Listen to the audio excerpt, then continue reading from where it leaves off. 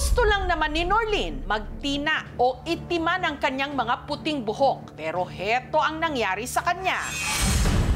Ang kanyang mukha at ilang parte ng katawan namaga. Do aksidugid ang pamatyag ko kaya pagbutang ko init di sa kayo. Norlin, ano ba yung ginamit mong pangtina?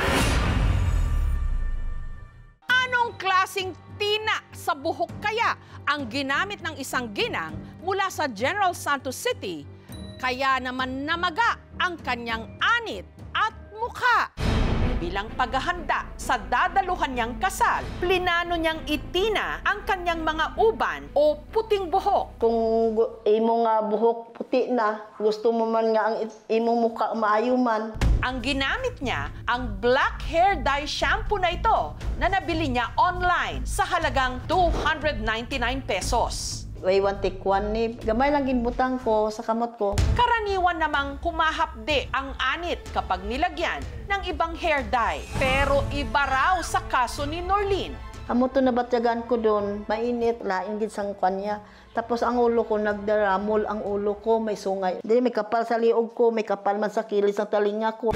Kaya agad daw niyang binanlawan ang kanyang buhok at tinutukan ng electric fan. Pero pati mata ni Norlin, namula na. Yung ulo niya daw at saka yung mata niya parang mamangga ba? Hanggang namaga ang kanyang mukha, namula ang kanyang leeg, kamay, pati na ang kanyang dibdib. Tabangi ko ay pangdo, hindi ko kaginhawa. Dahil wala siyang pera, inabot pa raw ng 3 araw bago siya nakapagpa-check up. Do aksidugid ang pamatyag ko kaya pagbutang ko init di sa kayo. Gasungkod sang kahoy. Hindi man ko kalaka kay mabigat ang ulo ko. Nasa moderate na siya na hypersensitivity reaction. Binigyan ko siya ng antihistamine at corticosteroid na rin para sa pamamaga. Maswerte si Norlin na makalipas ang 3 buwan, ang pamamaga ng kanyang mukha at katawan unti-unting humupa. Kung 299 pesos lang ang nagastos ni Norlin sa hair dye, ang ibinayad niya sa pagpapa-check up at gamot umabot ng 5,000 pesos. Sakit kay kung amon mo sila, pilit maning buhok. Amo naging pagapitan ko. Way mo ko kabalo nga amo na maabutan ko.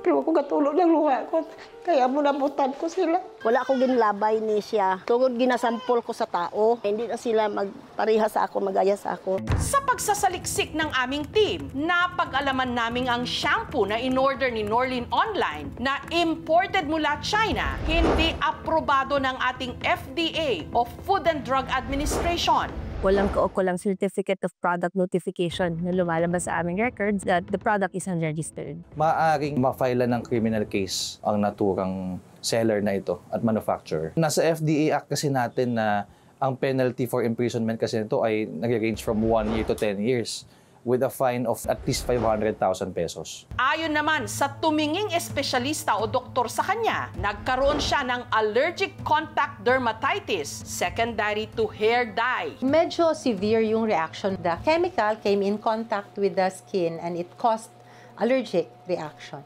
Dahil apektado pati ang kanyang mga mata, pinatignan na rin namin siya sa isang ophthalmologist. Error of refraction at dry eye syndrome. Pero yung pangyayaring incident po, maaaring nagpalala lang yung symptoms pero hindi siya yung nag-cause. Ang chemical na posible raw nagdulot ng allergic reaction kay Norlin, tinatawag na PPDA o paraphenylenediamine. Generally, hindi naman siya harmful. So there are some patients may allergy talaga sa hair dye, specifically to this components. Para matukoy kung may iba pang delikadong kemikal na nakalagay sa hair dye, ipinasuri ito ng aming team sa isang laboratorio. Ang resulta ng laboratory test, isinangguni ng aming team sa FDA o sa Food and Drug Administration. Sa result po na yun, nakita naman na walang harmful chemicals dun sa nagamit na shampoo. Masasabi namin yung isolated case na yun, it might be that the victim or the consumer has some allergic reactions dun sa ibang chemical na nakahalo dito sa shampoos. The fact na unregistered siya, hindi tayo nakasiguro dun sa quality and safety ng mga ginamit na ingredients. Sinubukang makipag-ugnayan ng aming team sa seller na pinagbilhan ni Norlin sa shampoo, pero hindi sila tumugon sa aming request. Nakipag-ugnayan din kami sa manufacturer ng produkto na nasa China, pero hindi sila sumagot sa aming mensahe. Walang masama sa paggamit ng hair dye. But always ask and seek a professional para doon sa gagamitin yung product. If you want to be sure, then you can do your skin testing. Observe yung skin kung saan siya nilagay for 2 to 3 days. And then if walang reaction, then that's the time na you use it. Maingat nakikid ako sa mag-con sa mga online kung hindi pagi sa doktor. Ano nga brato ang gingkuhat na utro na gin mahal gid ang aton nga gin gasto kay mapadoktor ka pa. Ang uban o puting buhok, simbolo raw ng wisdom o karunungan. Sana sa nangyaring ito, pare-pareho tayong may natutunan. Summertime! Halo-halo time! Tikman nating muli ang mga ipinagmamalaki nating mga Pilipino na halo-halo. Dito sa Esperanza, sa Sultan Kudarat, sa Mindanao, nakahilera ang 28 stalls ng halo-halo. Di po naman po nangyayari po dito sa amin sa halo-haluan. Yung nag-aagawan po kami ng customer. Kasi pag yung suki mo talaga.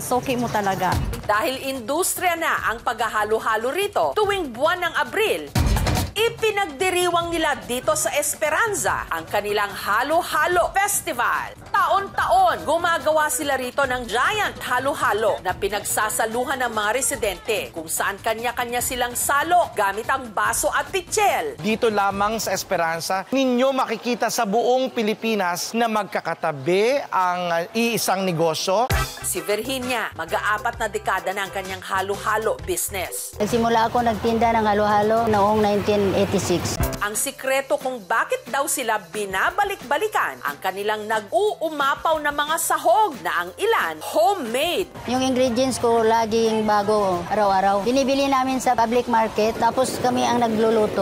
Mula ube, minatamis na saging, pati na toppings na mani.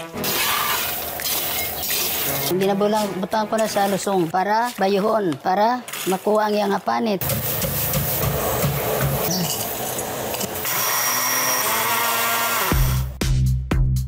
May sahog ding sariwang prutas, avocado, buko at pinya. Siyempre masustansya kay prutas, ma'am.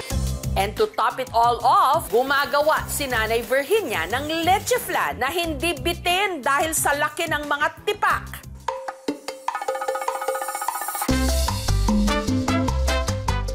Nilalagyan din nila ito ng toppings na mani mula 50 to 70 pesos. Ito ang pinakamasarap sa lahat na halo-halo dahil marami ang ingredients, kompleto. Very creamy, ma'am, kasi nga may mani po. Kada araw, nakapagbebenta raw sila ng 200 na halo-halo. Dahil dito, napagtapos ni Nanay Virginia ang kanyang mga anak, pati na mga apo. Naparenovate na rin niya ang kanilang bahay at nakapagpundar ng sasakyan. Malaki ang naibigay ng halo-halo sa buhay namin pamilya. Ituturo ko rin ang recipe ko sa aking anak. Iiwan ko rin sa kanila. Sila ang magpapatuloy, ma'am, ng inumpisahan ko. Kung kidney o bato raw ang kailangang ihanda sa mga nais magkaroon ng cellphone na Pro Max, dito sa Silang sa Cavite, blood sugar naman ang mapapalaban sa kanilang bigating halo-halo. Nakaserve kasi ito sa maliit na timba. Ito ang Halo-Halo Pro Max ni Marwin. Lagi po tayong bitin sa isang serving, kaya nakaisip ako ng mas malaking serving na hindi nakakabitin na kasya sa buong pamilya. Ang Halo-Halo Pro Max, 1 litro o katumbas ng 3 baso ng tipikal na halo-halo. Perfect daw itong pambarkada o pampamilya. Meron itong mahigit 100 ng sangkap. Mais, white beans, pinipig, sago, gulaman, saging, kamote, melon, ube, beans. At ang leche flan nila, hindi na kalyanera, singlaki ng cake. 200 pesos lang. Fully paid ka na sa Halo-Halo Pro Max. Hindi siya yung sobrang tamis. Balance po sa akin yung creaminess niya and sweetness niya. Yung concept ng bucket niya maganda, unique. Pero ang sabi naman ng mga tigapagsanhan sa Laguna, hindi yan sa palakihan ng halo-halo, kundi sa pasarapan. At kung institusyon din lang sa paggawa ng halo-halo ang pag-uusapan, may laban daw dyan ang kababayan nilang si Rita. Ang kanya kasing halo-halo na survive na ang World War II. At dumaan lang naman sa 16 ng presidente. Presenting ang Aling Taleng's Halo-Halo since 1933. Nagsimula nung Aling Taleng's Halo-Halo, lola ko. Sabi nila 1933. Tapos next generation, yung mother ko, yun yung si Aling Taleng. Tapos third generation ako. Ang original recipe na sinusunod pa rin daw nila hanggang ngayon, hindi katulad sa iba na lunod sa sahog. Ang kanila, 6 lang ang sangkap: munggo, white beans, ube at makapuno. Lahat ng sahog, ginagawa namin, lahat press. Sinahugan din ng kundol o winter melon sa Ingles. Opo, yung flavor ng milk tea. At ginagawa nila itong minatamis. Ang binalatang kundol, hinaluan muna ng apog. Para yung texture niya is hindi malabog pag nilalaga. Sunod na ibinabad sa tubig ng 1.5 oras. At saka pinakuluan.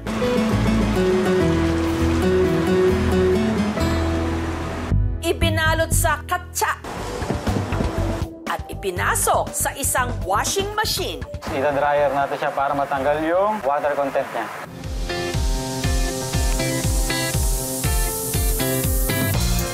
At saka ito nilagyan ng arnibal, pampatamis. Ang kanila namang toppings, hindi ube, leche flan o ice cream, kundi minatamis na tumbong ng nyog. Ito, nanggagaling pa sa ibang bayan. Dito sa bayan namin is madalang lang ganito. Masarap talaga ang lasa ng tubo sa halo-halo.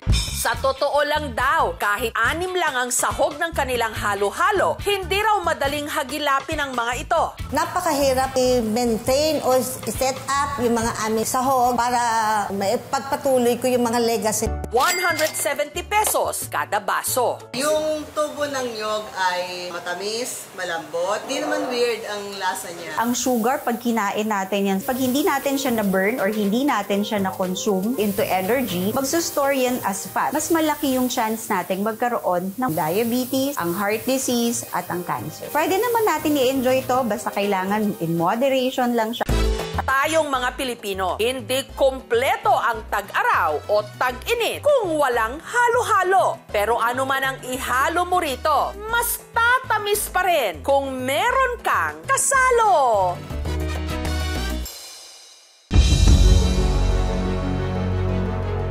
Magkakapatid sa Davao del Norte, kinagigiliwan sa kanilang komunidad dahil sa pagiging malalaking bulas. Pero may dapat nga bang ikabahala sa lagay ng kanilang kalusugan? Siksik na siksik ang kanilang mga binti, namumutok ang mga braso, at namimintog ang kanilang mga pisngi. Sila ang magkakapatid na James, Saison at B-Boy. Maniniwala ba kayong 5, 4 at 1 taong gulang pa lang sila? Sa kanila tuloy pangangatawan, marami ang nakukyutan. Gusto naming yakap-yakapin. Pero may ilan ding nababahala.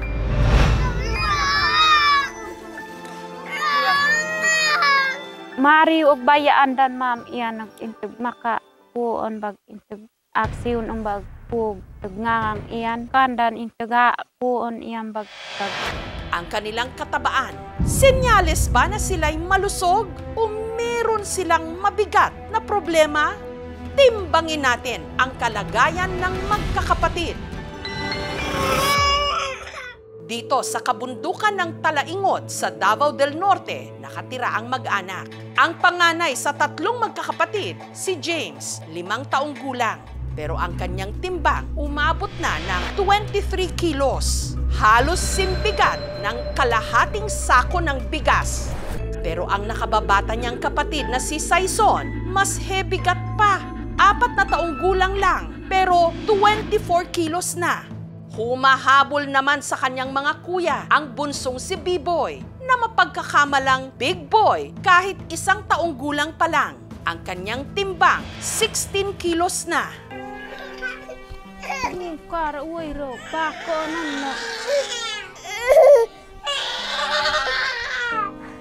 Mabakat ya sa tataon minuto sa uwang. Sanya ka ko abot ni James no ka nakaniran habot ni James sa ini.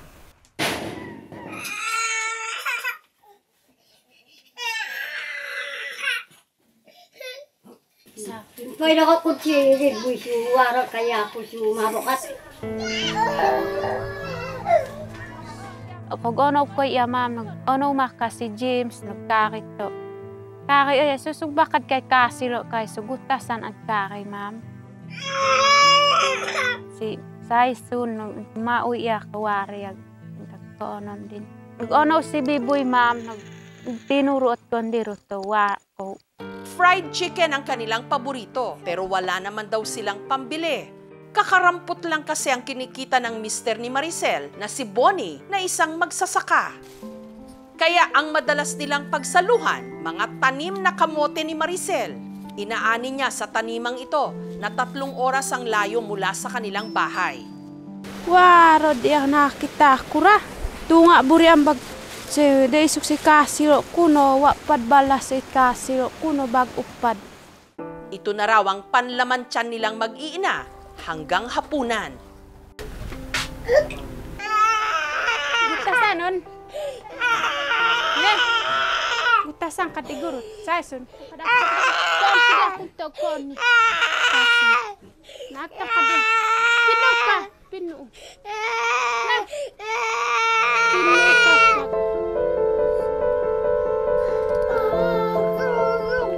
Marayo. Usay ko dagdakol iya ma'am o ko intabaw diyan bagday sa taton bukag ko ubos ni James si Saisun no daruan buok kanto nada mo inyong bag sa ini si Biboy sa mabuk ya ko ubos diyan. Pero si Saison nabitin kaya inagaw niya ang kamote na nasa plato ng kanyang ina.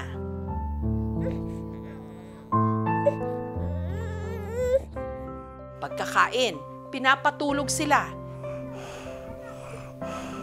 Iro ko iya ma'am, kung usay makapanganoy kunog kariyan ato kay ayag iro ka at kari nung pa kuang ko at unan basta ko skrig mo ko iro ko iwat ko doon.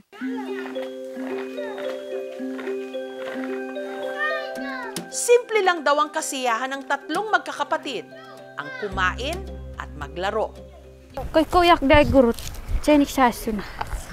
Kung ang iba nakukyutan sa magkakapatid, may ilan na tumutukso sa kanila. Kada gawas iya ma'am, iya onday ako lain iya kagkita into lain iya kagkita ri kampad iya kita no. Kakaki iya ti ama kasadakol kain otaw. Kasakitan aya ma'am. To lain kakinarian iya ma'am to ko og intag mando tok anak ko kasakitan ah.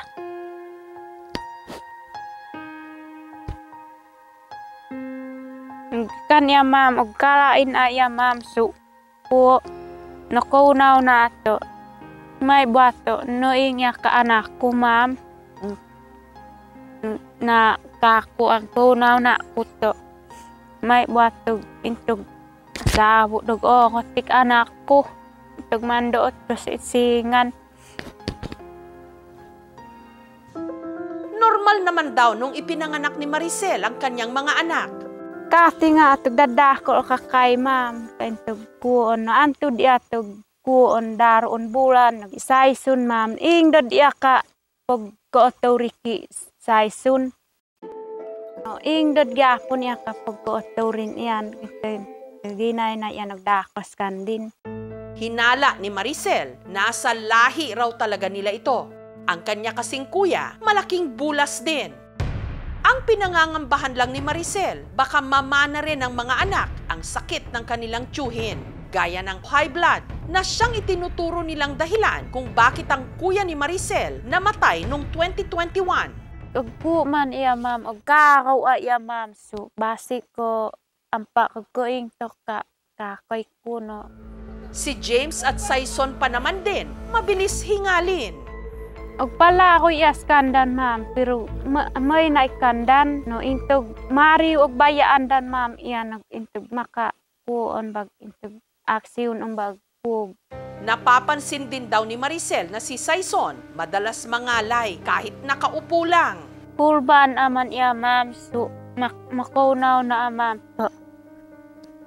Manong kubad si anak ko nuk mandararo, so wa man iya kasari kang kubag ma'am. Nawapad pa masay ko ma'am. Nawapad ondio ut hospital. Gusto ko yan ma'am, kasi kamo anak ko, kunaw na ko yan ma'am. So, huwag na ko'y buwad kag.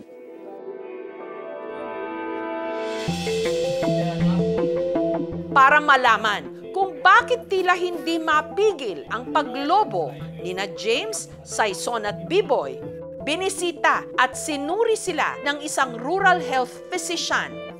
Ayon sa doktor, ang magkakapatid merong early onset obesity. Ibig sabihin, sobra-sobra ang kanilang timbang para sa kanilang edad. Si James po ay 23 kilograms. Ang normal po na timbang niya ay dapat 12.8 to 17.7 lamang po. Si Saison naman po na 3 years old, ang timbang niya po ay 24 kilograms. Na dapat ang timbang niya ay nasa 11.6 to 16.2 lamang po yung normal. Si B-Boy po na 1 year old, ang timbang niya po ay 10.5 na dapat ay nasa 8.8 to 12.3 lamang po. Maraming factors. Ang kinakain lang naman ng mag-ina ay kamuting kahoy, kamote at minsan yung gabi. At yun po ay napakataas po noon ng carbohydrates. Nabanggit po nila, yung tito daw po nila, sobrang malaking mga bata. So, posible din po genetic. Pag medyo obese tayo, pwede po tayo magkasakit sa puso. Talaga may tinatawag na child hunger in the Philippines. Mga 27% ito. Ito ang pinakamataas na recorded since the pandemic na umabot ng 20% lang. That's about 2.9 million children hungry every day. Agricultural, climate change, and poverty ang main cause of hunger in the Philippines. Ang response kasi natin sa gobyerno ay ayuda. Pero ang tingin ko, hindi kailangan ng ayuda. Kailangan yung agricultural support or inputs, yung tutulungan natin yung mga farmers natin na makapatubo and kumita sa kanilang mga tinanim para mapakain nila ng husto yung kanilang pamilya. Nagawa ang DOST-FNRI ng food technologies, gaya na po ng Enhanced Nutribon, ng mga iron fortified rice, tupig talino, at mga complementary food. Para matulungan ang mga bata, ang local government unit ng Talaingod nagbigay ng groceries, homeware supplies at bigas. Ang katabing bayan naman ng San Fernando, binigyan sila ng vitamins at financial assistance para may pangkabuhayan ng mag-anak na pwede rin nilang pagkuhanan ng pagkain. Ang Provincial Office ng Davao del Norte nagbigay sa kanila ng alagaing mga manok, feeds at binhi ng mga gulay. Kasi ini feeds para to sa inamano pang dugang panginabuhian no? Dugang income dugman. Magbibigay tayo ng fingerlings ng tilapia. Pwede nilang ibenta at pwede nilang pagkakitaan. Lakon pasamat ko pagkaniyo. Ang kakulangan ng serbisyong medikal at gutom, ilan lamang sa mabibigat na suliranin sa ating mga kanayunan, lalo na sa mga liblib na bayan na hindi nararating ng tulong. Dapat bigyang pansin para ang mga problemang bunga ng mga ito hindi tuluyang lumobo.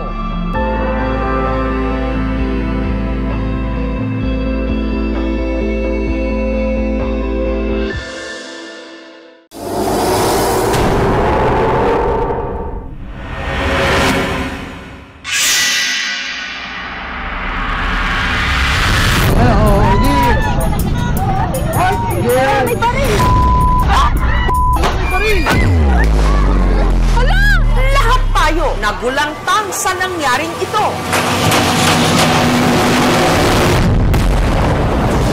Nagsimula ang lahat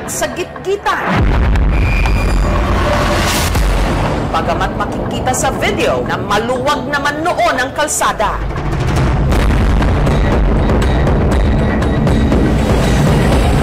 Binagit kita ko rin tumunta, Fortuner, binagit kita ko. Hanggang nagkatapat na ang dalawang motor at ang SUV sa tabi ng isang kapihan kung saan sila lahat nagbabaan ng sasakyan at nagkomprontasyon.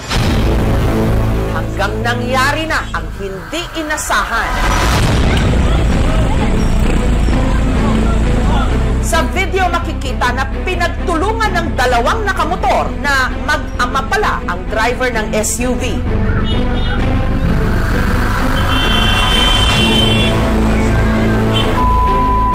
Suntukan lang ang lahat ng una. May umawat pa nga.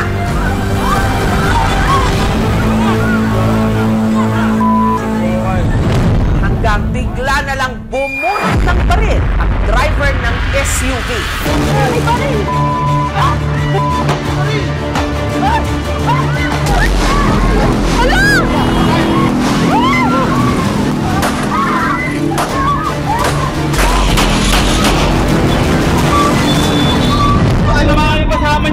Apat ang sugatan sa insidente, kabilang na ang isa sa makasama ng namaril na tinangkapang umiskapo. Ayun, malalaman mo. Natamaan niya yung kasamahan niya. Lumapit ka. Kuya, bunin niyo, kuya! Pero nahuli rin ang mga pulis matapos ang 20 minutong hot pursuit operations.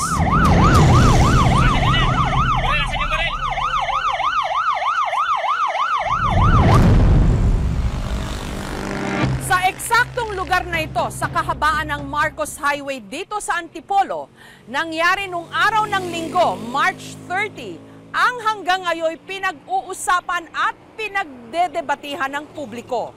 Kung paano nagpang-abot dito ang dalawang nakasakay ng motorsiklo at isang driver ng SUV.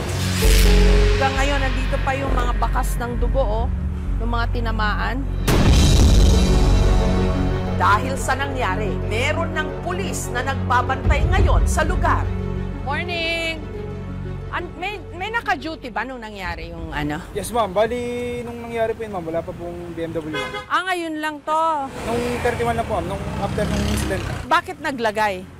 Nung incident, ma'am. Kasi yung 31, ma'am, nagkaroon din dito ng vehicular accident, ma'am. Ano to? So, takaw aksidente pala tong lugar na to. Kasi nga, kurbada. Yeah. May baril! Ang nangyari sa Antipolo, mabilis na nag-viral online. Pinagdiskusyonan din at pinagdebatihan. Si Kuya yung naka-white, humihingi na sana ng sorry, dapat pinagbingan po ng rider para hindi po umabot sa ganun na barilan po. Parang ginamit niyang depensa sa sarili niya, pero mali yung kasi baril yun. May mga naawa sa SUV driver dahil kinuyog daw ito o pinagtulungan. Gayunman, self-defense ba ang ginawa niyang pamamaril?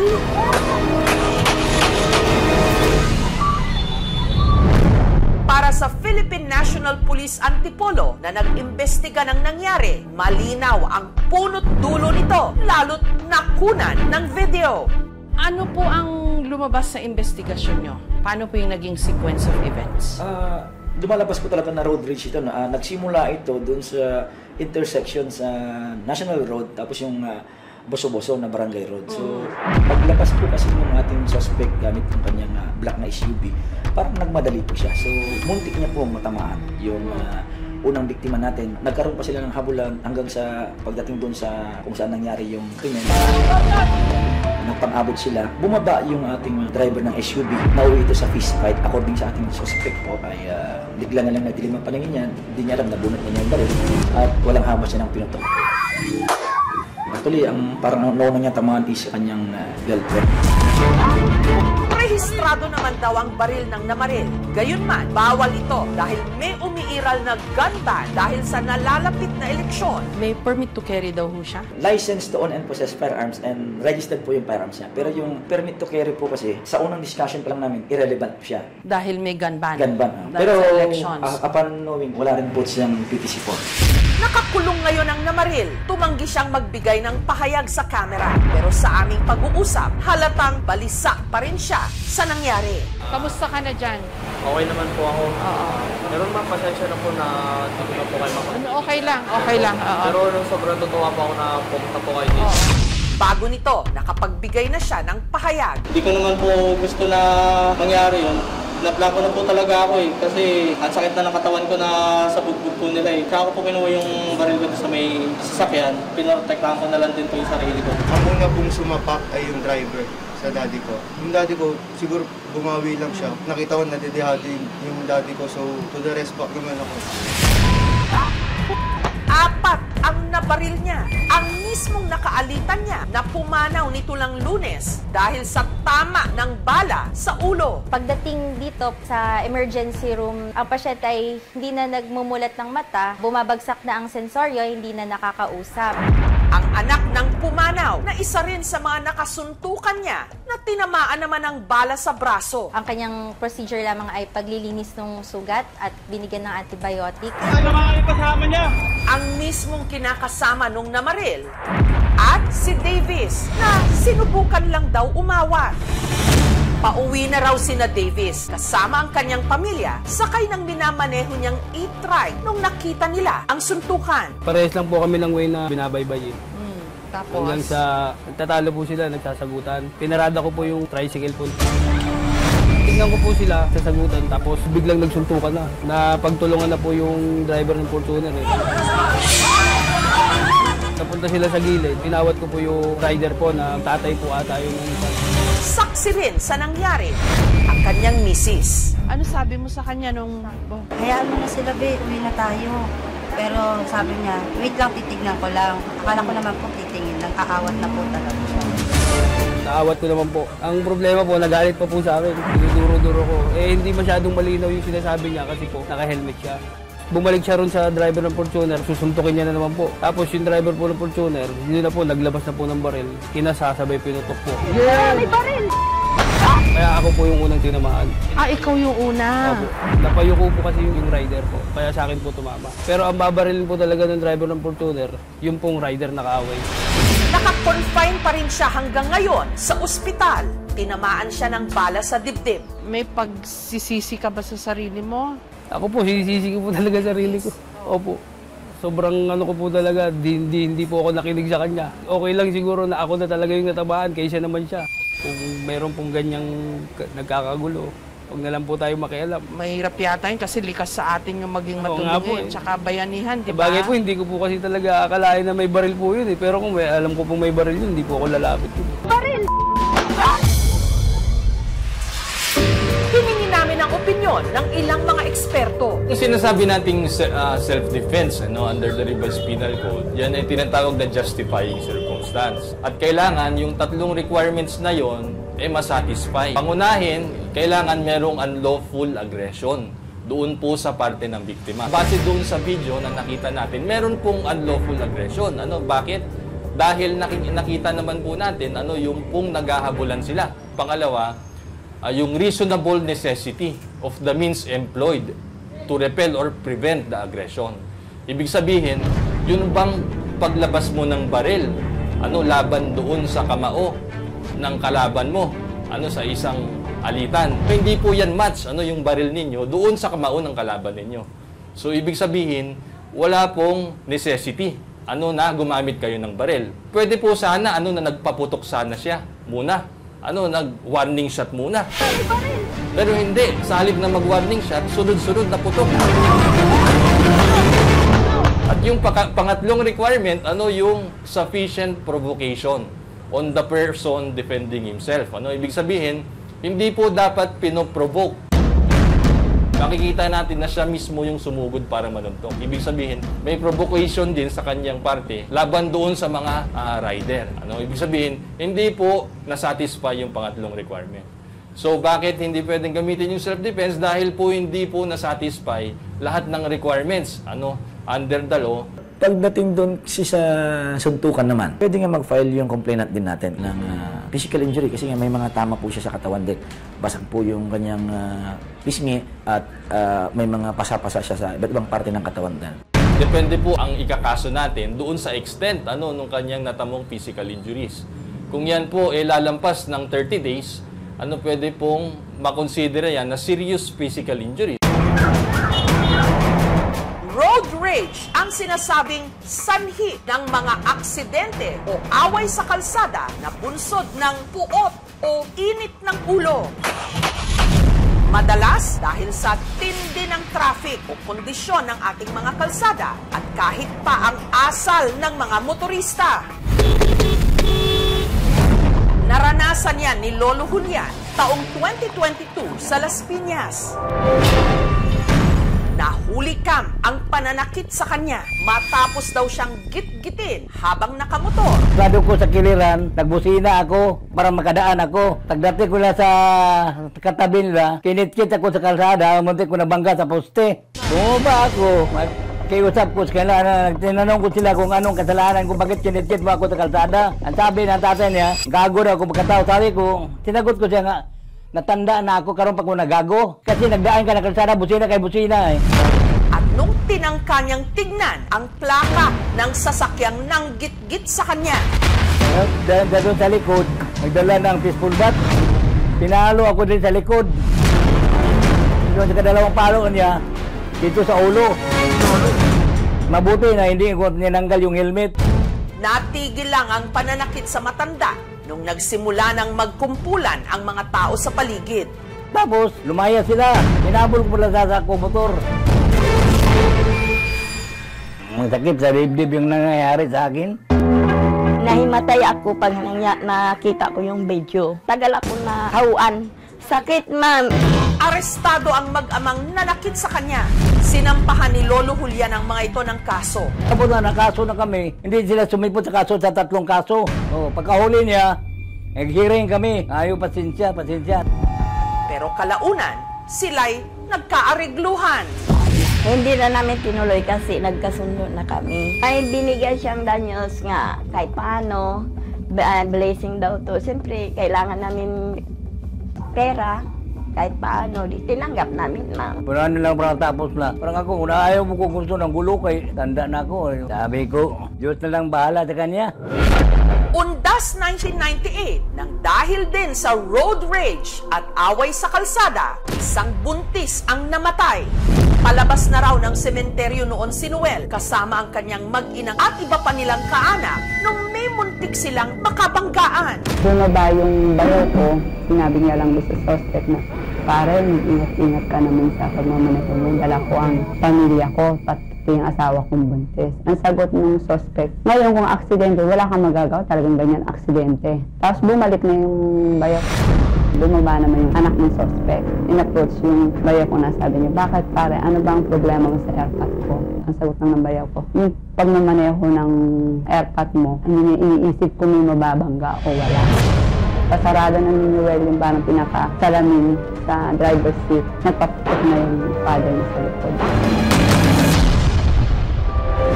Hanggang nakita na lang niya ang kanyang misis na si Feliber na buntis noon at ang iba pa nilang mga kaanak na duguan na. Andres went back to the vehicle. He thought Mr. Andres had a gun. He brought his own gun. Mr. Andres pushed Tricia. He tried to stop from falling and he made like that. And it was at that point in time the gun shot off or fired in that direction. Now, it so happened that that is where the wife and the children were sitting. Naitakbo pa niya ang mga ito sa ospital pero si Feliber binawian ng buhay. 9 months na yun. Kaya masakit yung anak ko ngayon. Maliliit pa sila. Wala pang kamangay. Kaya ewan ko kung paano ko matanggap ngayon. Buti nga nailabas din yung bata bago nagkaroon ng problema.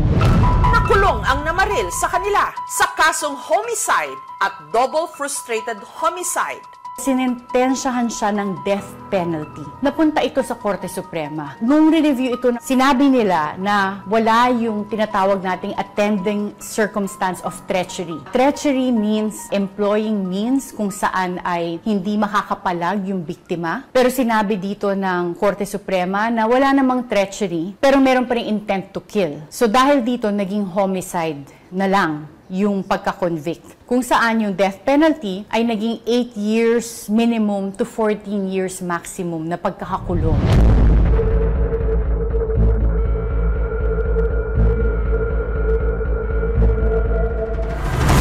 Napakainit man ang panahon at napakamasalimuot din madalas ng ating mga kalsada.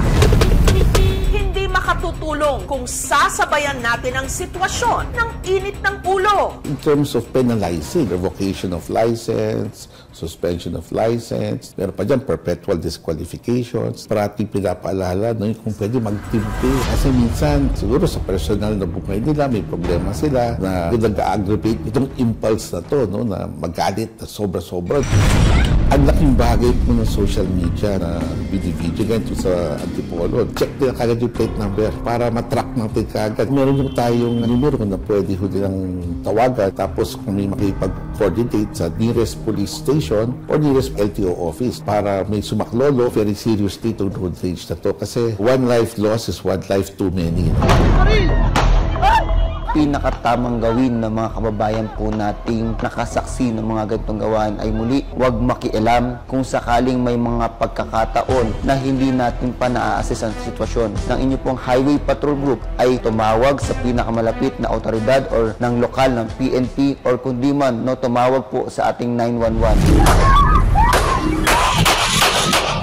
Pagkakaroon po ng firearms ay hindi po sapat upang gamitin natin sa burst of emotions po natin. May kaakibat din pong responsibilidad. Never shoot the firearms sa isang bagay na hindi mo intensyon sirain or patayin. Pinigit kita ko na tumunti. Fortuner? Tandaan po sana natin na ang ilang segundo lang ng silakbo ng damdamin pwedeng mauwi sa pagsisisi habang buhay.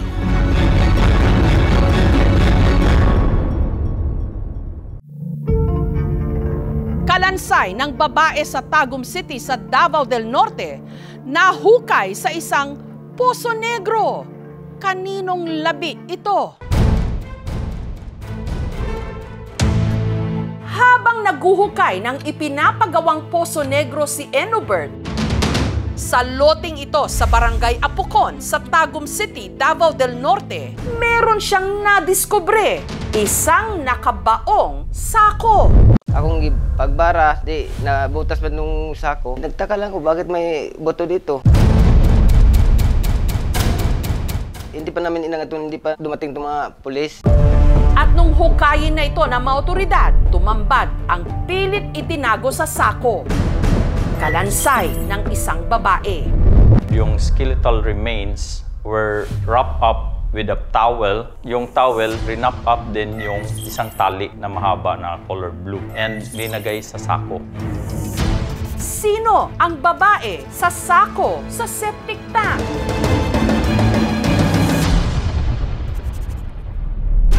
Ang kalansay na hukay sa likod ng boarding house ni James, hindi niya tunay na pangalan. Nakuyawan na hadlog ko, kay wala man minakuan og nunana ba. Taong 2019 pa raw niya pinapaupahan ang bahay. At mula noon, ilang boarders na rin daw ang tumira rito. Ang kasalukuyang boarder ni James na si Geneva, kinilabutan nung nabalitaan ang nahukay sa likod ng inuupahang bahay. Mula daw kasi nung lumipat siya rito. Nanaginip ako, may isang babae na nakatayo sa harap ko.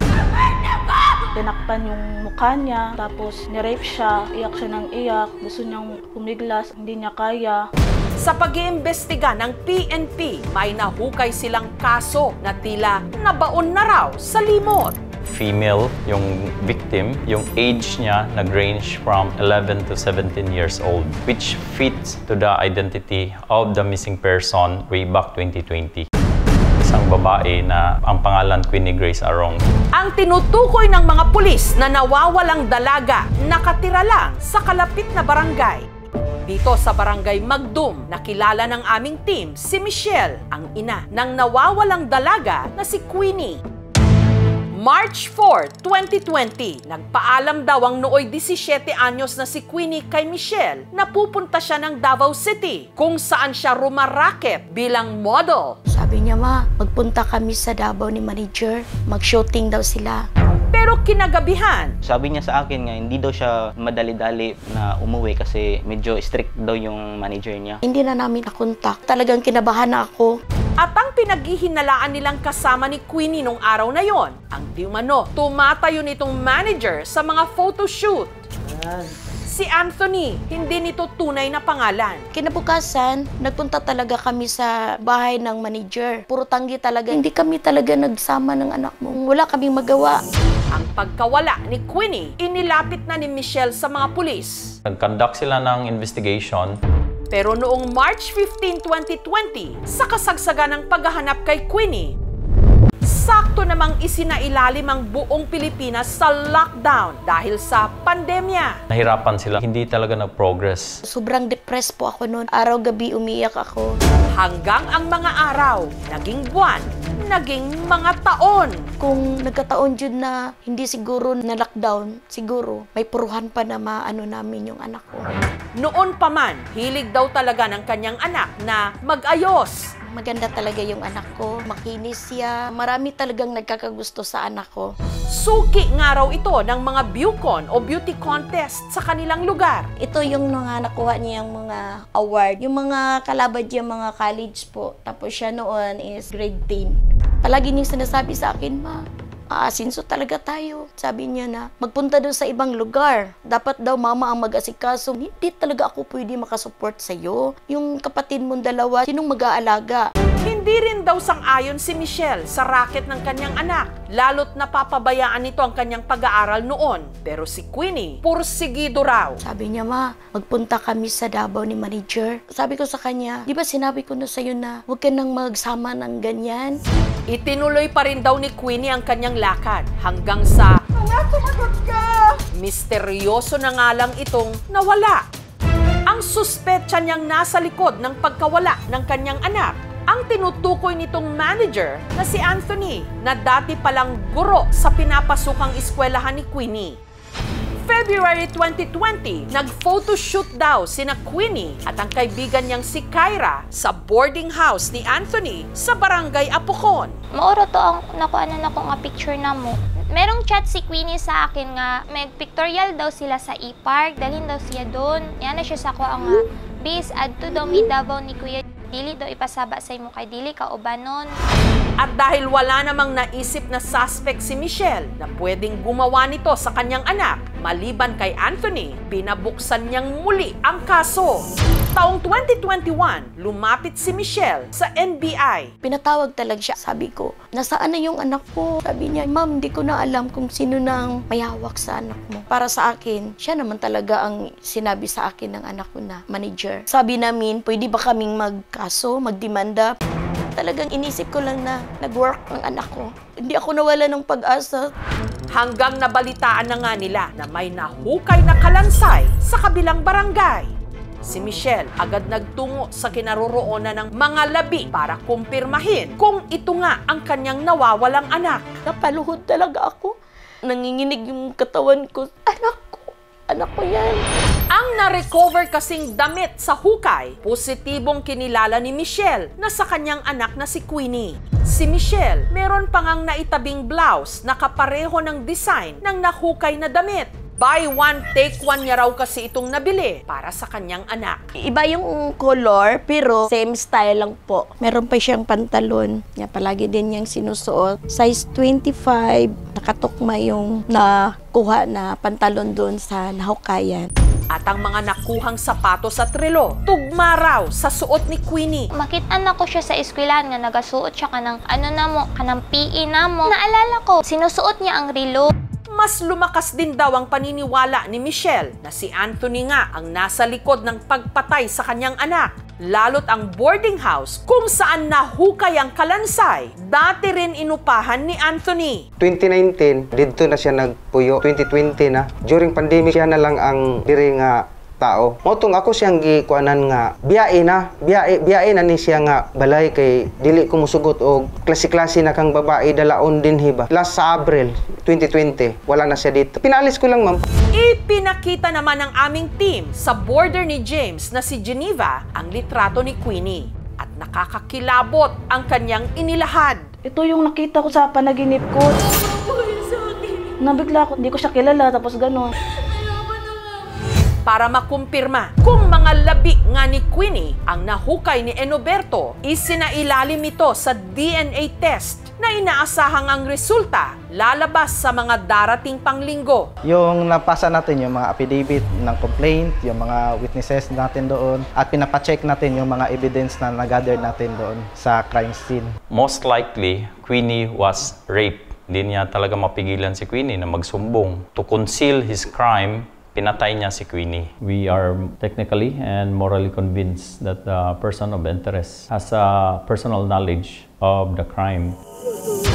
Si Michelle naman, desididong sampahan ng kaso si Anthony. Maaari siyang makasuhan ng murder ayon sa Article 248 ng Revised Penal Code. Ang parusa ay reclusion perpetua na may pagkakakulong mula 20 years and 1 day to 40 years. Maaaring pagbayarin ng civil indemnity, moral damages, at exemplary damages, at ang halaga nito ay depende sa magiging desisyon ng hukom. Pero nasaan na ngayon si Anthony? Sinubukan siyang hanapin ng aming team. Hanggang nakausap nila sa telepono ang nagpakilalang kaanak nito. Ang usapan sa telepono, pinahintulutan nilang i-record at mailabas. Ano po yun, ma'am? Tinatanggi niya po ba lahat ng paratang? Opo, ma'am, 100%. Kung may salita mang mas higit pa sa walang kasalanan, yun ang sasabihin niya, ma'am. Sabi niya sa ngayon, sa natin, lalapas at lalabas din ang katotohanan. Sabi niya, sa kontirano niya, sa lahat ng sagutin niya na akusasyon. Ang mga pinaniniwalaang labi ni Queenie, pansamantalang nakalibing sa Madaong Public Cemetery. Ililipat po namin pag makuha na mas malapit yung sa amin para araw-araw ko siya mapuntahan. Iuwi pa namin kasi po gusto po namin magkasama kahit 5 araw lang. Dili jud ko matahimik, dili jud siya mahuli, dili jud niya pagbayaran ang iyang nahimong kasalanan sa akong anak. Queen, kung nadunggan ko nimo, kabalo jud ka nga. Bisan naabot pag 5 years. Grabe ang pagdusa jud nako. Adlaw gabi makahilak jud ko. Nagkasigi ko ganyo sa Ginoo. Makita na kanamo.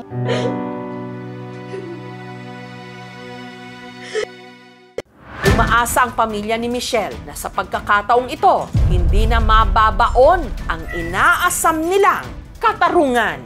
Paningkamuton dyan na mo na matagaan dyan gustisya ang imong kamatayon.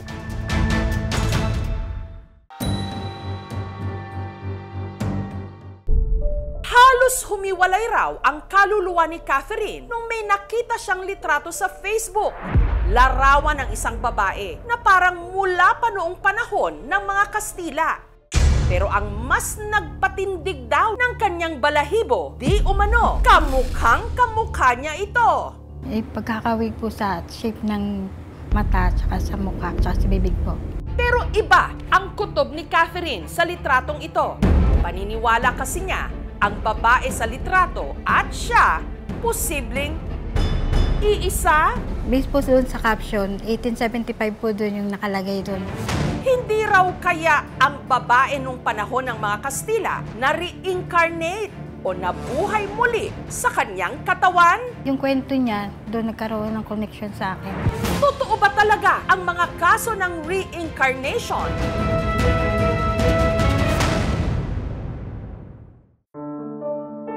Ang 45 anyos na si Catherine, kasalukuyang nakatira rito sa Binyan, sa Laguna. Bata pa lang, may mga bagay na raw siyang hindi maipaliwanag. May kulang sa akin na meron akong hinihintay na hindi ko malaman kung anong hinihintay ko.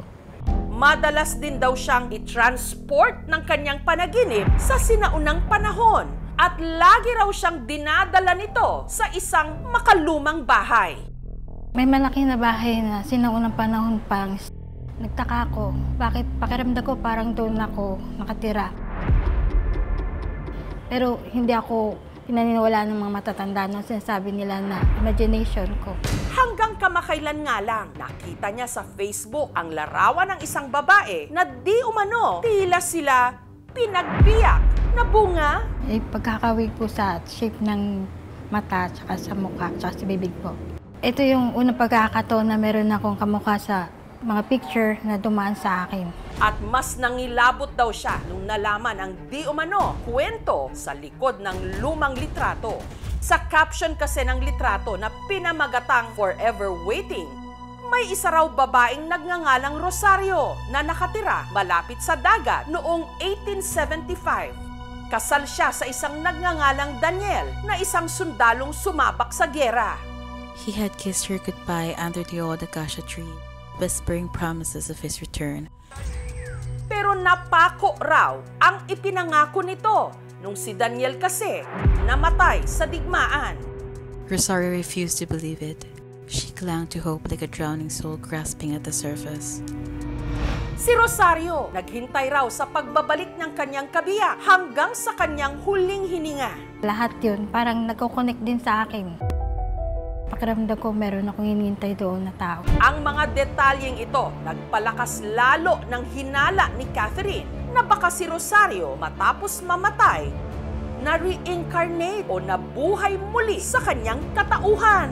Doon ako nagkaroon ng idea na may connection na ganun sa mga past life na yan. Ano naman kaya ang pagkakakilanlan ng babae sa larawan? Baka siguro may unfinished business sa kaluluwa ko. Isa nga kaya itong kaso ng reincarnation? Para maliwanagan na rin si Catherine kung meron nga bang kahulugan ang kanyang mga panaginip, sinamahan namin siya sa isang parapsychologist. Hello, good afternoon. Travel ka lang.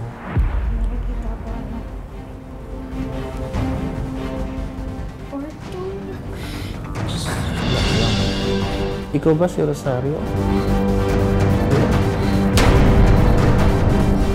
Ikaw, pakiramdam mo rin ba? Nabuhay ka na noon? Pag-ugnayin natin ang nakaraan at ang kasalukuyan sa aming pagbabalik. Babae mula sa Laguna. Parang kakambal daw ang babae sa lumang larawan kahit pakuha pa pala ito noong 1800s. May pagkakawig sa shape ng mukha, tapos yung sa mata, pati sa bibig. Ang kutob tuloy ni Catherine, hindi kaya siya ang reincarnation ng babaeng nasa litrato? Lalo't base raw sa Facebook post, may pangyayari raw sa buhay ng babae na siya'y nakaka-relate o para bang nangyari na sa kanya. Pakiramdam ko meron akong hinihintay doon na tao. He had kissed her goodbye under the old acacia tree, whispering promises of his return. Sinasabi ng mga kasama ko sa trabaho, baka mayroong totoong talagang ganyan ng mga kamukha tayo noong sinaunang panahon. Ang reincarnation ay isang cycle of rebirth, no, for the Hindus and for the Buddhists, na pumapasok ka sa isang cycle ng pagsilang muli. Ang reincarnation ay isang spiritual na journey. Ayon sa pananaliksik ni Catherine, may isang paraan daw upang makumpirma kung nag-reincarnate nga si Rosario sa kanyang katawan sa pamagitan ng tinatawag na life regression therapy. Nagkaroon ako ng interest na yan kasi para magkaroon ng closure. Ang aming programa nag-imbestiga at ayon sa aming pananaliksik, ang litrato kuha ng British photographer na si Albert Honis sa kauna-unahang photo studio dito sa Pilipinas, sa Escolta, sa Maynila. Siguro mga between 1860s no, to 1874 yon kinuha. Litrato na yun. Ang larawan ng babae nakapost din sa isang Spanish antique collection website na nakabase sa Malaga, Spain. Pero wala nang anumang impormasyon na maaring tumukoy sa pagkakakilanlan ng babae sa litrato. Samantala, para maliwanagan na rin si Catherine kung meron nga bang kahulugan ang kanyang mga panaginip, sinamahan namin siya sa isang parapsychologist. Close mo na yung mata mo. Okay, just relax. Now, I want you to focus to travel. Kwento mo sa akin. Nakikita ko ano. Kwarto. Relax lang. Relax lang. Sige, relax lang. Relax lang. Kwarto lang. Pati ka makahinga. Ano ginagawa sa'yo? Ginawa ko lang ako sa'yo. Sige. Ikaw ba si Rosario?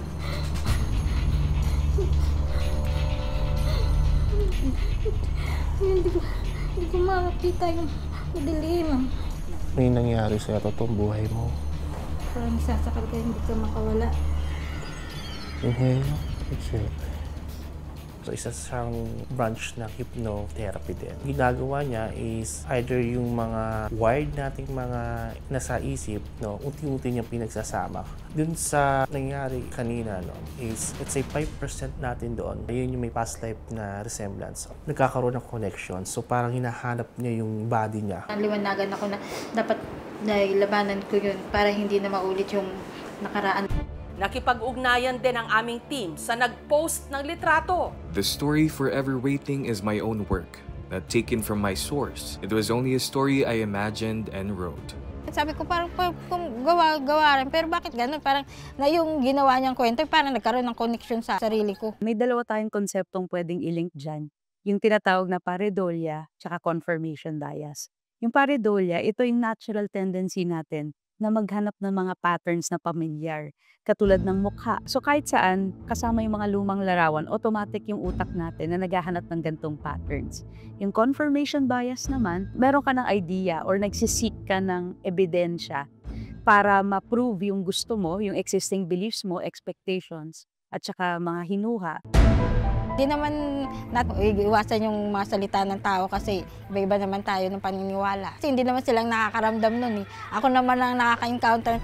Totoo man o hindi ang reincarnation, ang kasalukuyan nating buhay, bigyan natin ng mas malalim na kahulugan upang mas maging makabuluhan ang ating paglalakbay sa mundong ibabaw. Thank you for watching, mga kapuso. Kung nagustuhan niyo po ang videong ito, subscribe na sa GMA Public Affairs YouTube channel. And don't forget to hit the bell button for our latest updates.